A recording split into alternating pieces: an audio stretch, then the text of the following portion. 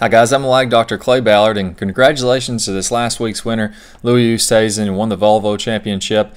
And one of the really cool stats of the last few years, the very first tournament that Louis played in, at the beginning of each year, he's won. So the last 3 years he started out with a win, and that makes the rest of the year pretty easy. You put $1 million in the bank your very first week back to work, you don't really have much to worry about the next 51 weeks.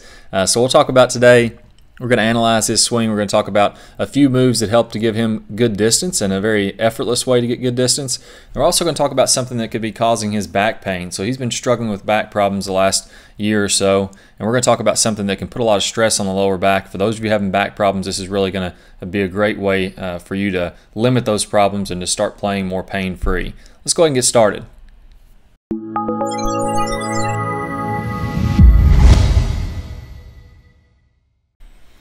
All right, so those of you who want to pick up some distance and you've been looking to pick up some yardage in your swing, you really want to do this with very minimal effort. You know, if I pick up some distance but I'm really trying to swing very, very hard as I'm doing so, it's not going to help me to be consistent. So any gains in distance are going to cause me to lose some consistency, and it's not going to work out for the best.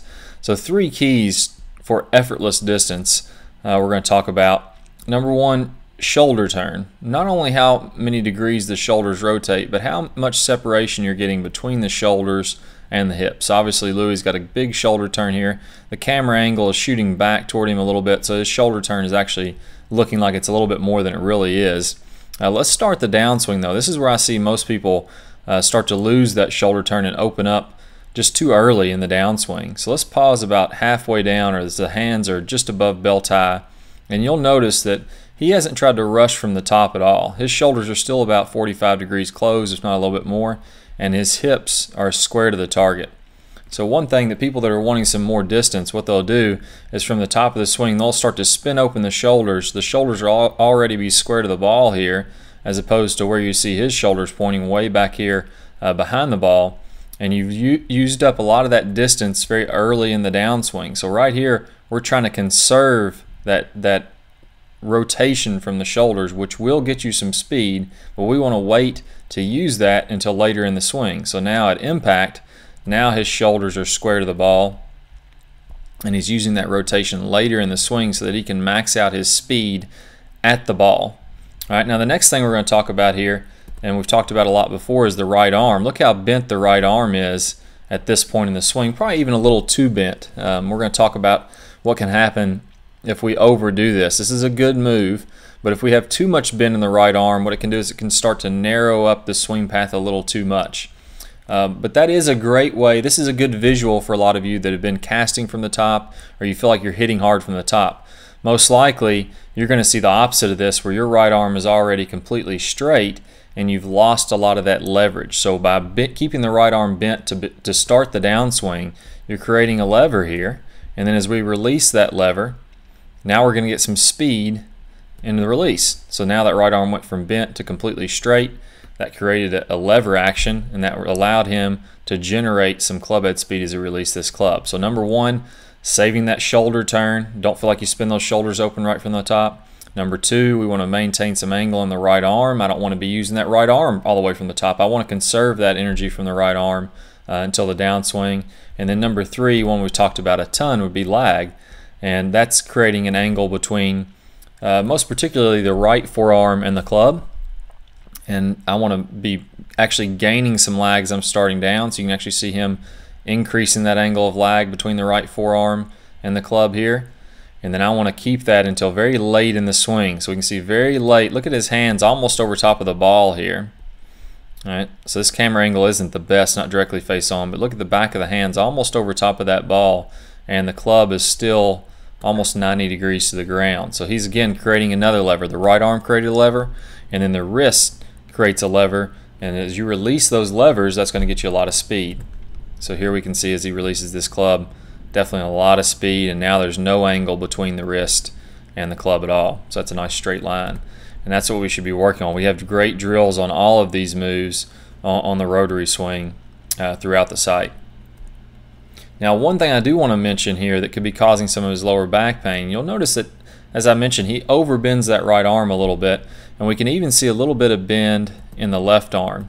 All right, so these arms are bent very, very late in the swing. So I'm going to go forward even a couple more frames. Now this left arm is still bent. The right arm is bent. And you can imagine if I keep my arms very bent, that will get this club head closer to my body. All right, so now the club head is here, and it's coming down on an angle of attack. Let's imagine that the arms were even more bent, then the club head would be here, and now that it's coming down on a very descending blow into the golf ball. Now we're only talking about a few degrees in reality, but it's going to make a bit of a difference. If he was to straighten his right arm a little bit earlier, or keep his arms a little bit wider as I would recommend, then that's going to shallow out this swing arc a little bit. So let's imagine that club, even though he's not firing that right arm right from the top, he does want to be releasing that right arm through impact. And let's imagine that that club is now wider over here, and he's going to be coming down on a much shallower arc through impact. So that would allow him to come in on the correct angle of attack. Now, since he is a little narrow with the arms, he's keeping the arms a little too bent late in the swing, what's he going to have to do to try to shallow out this arc? Well, he's going to have to lean back with his upper body, and that's exactly what you'll see here. Not very stacked in this golf swing. So if I draw a vertical line from the left ankle, notice how far behind this line his left shoulder stays. So let's go to impact. So in a stacked golf swing, I'd like to see my left hip socket, which would be about right here, and my left shoulder on top of this line coming up from my ankle. So to shallow out, you know, he's gotten a little steep with the arms, so now in order to shallow this out, he's leaning back with the upper body to shallow out this angle of attack and get some good contact. And being a great player, he knows exactly how to do this. He's gotten the correct compensations to come in with that perfect angle of attack, but at the risk of the lower back. Because now what's happening, if I'm leaning back this far, look at the angles in the lower back here, where he's really putting a lot of curvature on the lower back. You start to add some rotation into that, and now all of a sudden it's a lot of strain on the lower back. So what I would recommend is staying a little more stacked, getting this left shoulder up here on this ankle line, getting left hip on this ankle line, and then releasing the right arm. Although, even though we don't want to be releasing that right arm right from the top, releasing that right arm a little bit sooner, staying a little bit wider with the arms on the way down. That's going to shallow out his swing arc and take some stress off the lower body and the lower back. So for those of you joining us on YouTube, I really want to thank you for watching this video. It's been a real pleasure talking with you guys. If you did like this video, be sure to click the like button below, post your comments. I'll try to answer every single question I can get to, and I really enjoy getting your guys' questions. And as a bonus, to keep working forward with this concept, I'd like for you to watch the level shoulders video, and this is going to talk about how to get that spine a little bit more vertical, as we saw Louis struggle with here. So we're going to get this left ankle, left hip, and left shoulder stacked on this vertical line. It's going to give you a great drill to work on that. And so what's going to happen here is I'm going to play about a 30-second preview of this video. If you want to click and watch that entire video, click the link that pops up on the bottom part of your screen. That's going to take you to where you can sign up for your free membership, and you'll be able to see this entire video. It's really going to help you guys to eliminate that lower back pain and improve your consistency. So I really look forward to working with you a lot more in the future. I know that if we have the right information, we do the right drills, and we put in some good hard work, we're all going to improve. So I really look forward to working with you, and I'll see you soon. For golfers who have been hip spinners for a long time and gotten all the secondary axis tilt that I talk about in the hip spinners video, one of the things, the next drill or progression that you want to get into is starting to work on how your shoulders and spine feel at impact and the alignments that we get into at impact.